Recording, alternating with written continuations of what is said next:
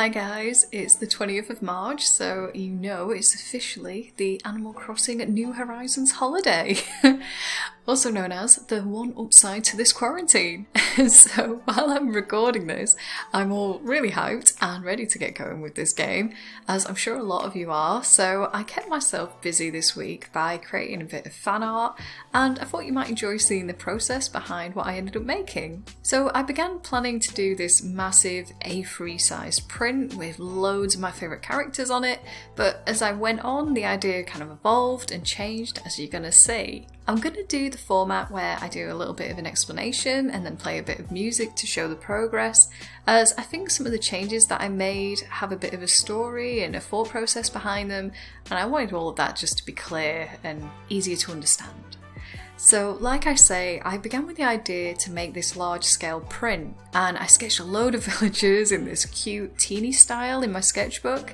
I actually did a mini set of drawings in this style a long time ago, back when New Leaf first came out, back on Tumblr when I was Lorelei Wave, and I kind of wanted to wink back at that sketch in this piece, and it was fun to revisit this art, as I was first starting out digitally drawing when I made it, on my teeny tiny Wacom tablet back then, and it just kind of showed me how much easier things get the more and more that you practice, because it probably took me as long to do this full illustration as it did to draw those free characters, like 5 more, more than that possibly years ago, and that's really nice to see and just realise about it. So I brought my scanned sketches into Photoshop and then I just placed them all together. I was mostly trying to sort out kind of a rough scale because I wanted the larger and smaller characters to reflect their heights in the game, but then at the same time you don't want to have a giant Hans gorilla taking up half the print.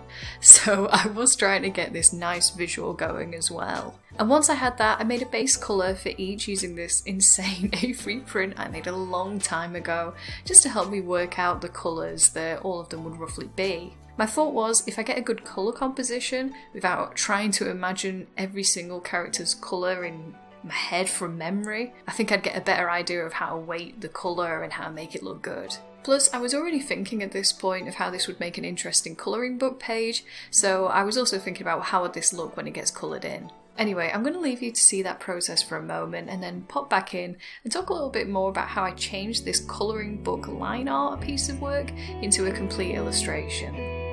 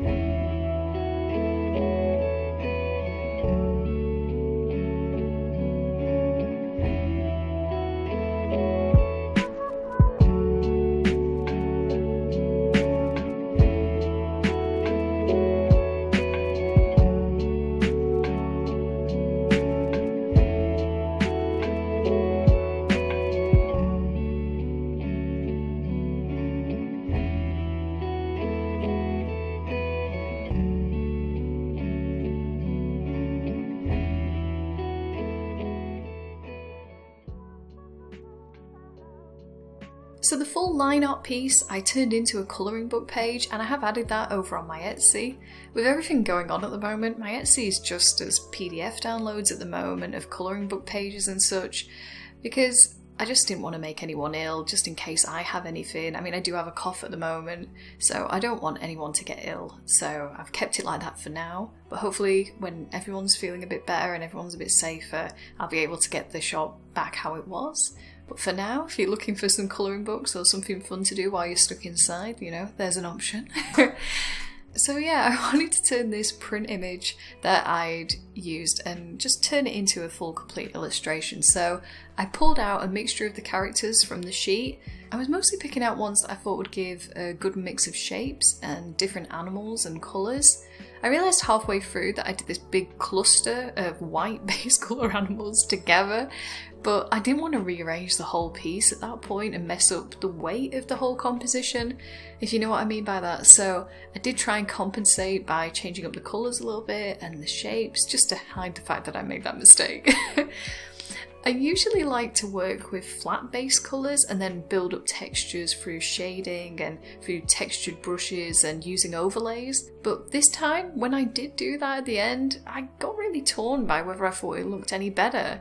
I actually think I preferred the flat colour version of this piece more than the textured version for a change, but I'm going to show you both by the end, and maybe at the end you can tell me which one you thought looked best and how you think it worked best. It's hard when you look at an illustration this much too, because I think it gives you a bit of art blindness and you need to get away for a day or so just to see it clearly again.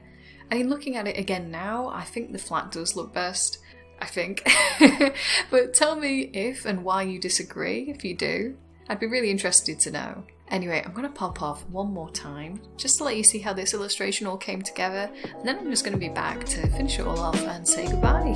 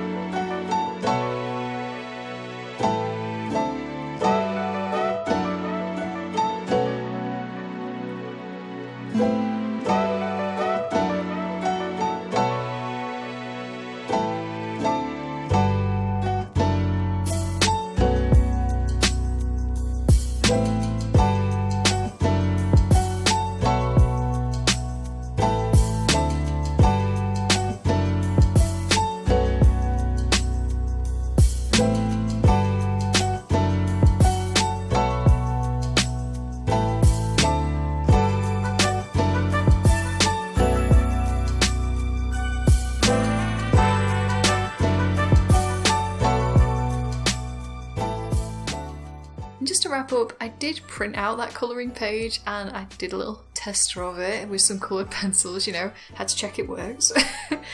And I really liked it. I think because the characters have set colours and they look a certain way, I did have to concentrate a little bit more when colouring. I couldn't just make up colours as I was going, which I think in a lot of ways I actually preferred because I felt more distracted when I was colouring in. Sometimes my mind drifts when I'm colouring, but I found this kind of concentration a lot more relaxing for me, so, you know, would recommend.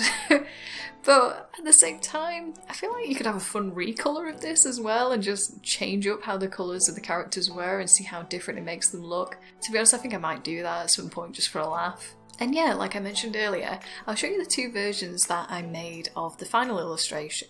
So like I said, I usually build up textures like the first one, but maybe it's because I had such a cartoony style with this one. I think the flatter coloured version works better for that. You know, it goes against everything that I stand for, but yeah. So let me know which you prefer, and if you're an Animal Crossing fan, who your favourite villager is, and maybe what you're most excited about in New Horizons. I think my favourite is Monique, because she's been a star in all the games that I've started, but I know she's really not popular. So I'm also going to say Rolf, because I do love Rolf as well. He's a real sweetie. I like all the grumpy characters, to be honest. And I think I'm most excited about being able to build paths in New Horizons, which is like the saddest thing to be excited about, but the idea of landscaping the island, being able to design it and choose where they live, I'm really excited about doing that and getting it all designed. So yeah, I'm going to try and calm myself down before it comes, or else I'm going to scare the postie. So I'll see you all, you know, in a few months when I've decided to come back up for air. I hope you're all doing well and you're looking after yourselves, and I'll chat to you all soon.